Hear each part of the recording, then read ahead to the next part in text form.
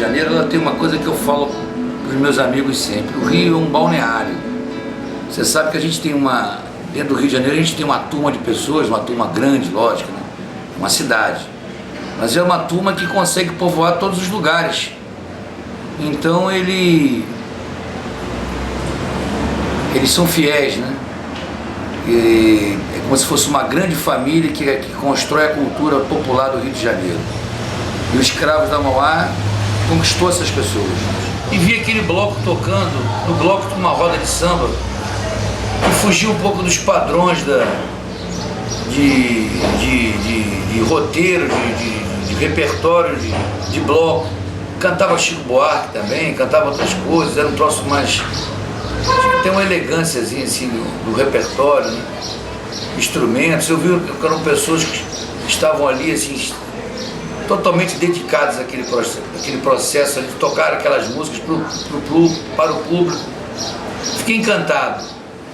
Depois dessa minha mania que eu tenho de agregar as pessoas, eu fui levando amigos, que todos eles eu sabia que ia ter uma paixão como eu tive. Eu levei o Aldir Blanc, levei Rui Castro com a Heloísa Seixas, levei meu mestre Lan, uma das pessoas que eu lembro aqui, das pessoas que eu levei para lá, e todo mundo, o próprio Lan uma vez falou: quero me mudar para cá.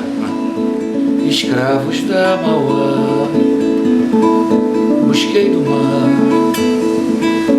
o som do Rio de Janeiro. Depois são pedras preciosas, ciatas, gamboas e rosas. O fabuloso abre alas no terreiro. É São Francisco da Prainha, passarinho, passarinha, demorei pra te encontrar. E escravos da Mauá, me diz aí o que é que há. E escravos da Mauá, eu vim aqui me libertar. Eu estava começando uma amizade com a Eliane e não sei como, eu tenho um amigo comum, consegui falar com ela por telefone e falei que tinha feito um samba, mas nem de longe eu imaginei que fosse fazer um samba, porque estava fazendo uma homenagem ao bloco. E no ano, acho que foi 2001,